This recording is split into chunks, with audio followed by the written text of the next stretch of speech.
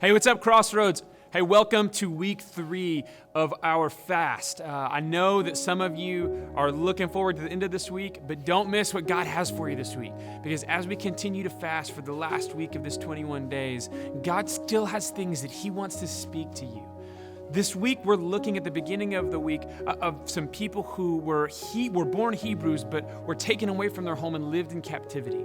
And today, we're talking about Daniel and these other 3 guys named Hananiah, Azariah, and Mishael. All right, and we'll talk more about them in a second, but here's what you need to know about them.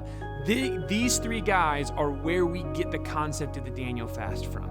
In Daniel chapter 1, it talks about how they went through and they told the king and his advisors that they weren't going to eat certain things because they were going to gain strength in other ways. And so they began fasting. They did this test for 10 days. And hopefully you read about that today in Daniel chapter 1. And at the end of that 10 days, this is what it says. And the king spoke with them, and among all of them, none was found like Daniel, Hananiah, Mishael, and Azariah. Therefore they stood before the king.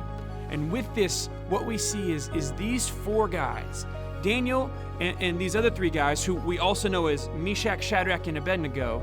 We'll talk about them tomorrow too. What we see with these 4 guys is when they fasted, God did something in them, either physically and spiritually, that gave them influence with a king, that gave them the ability to speak into the world.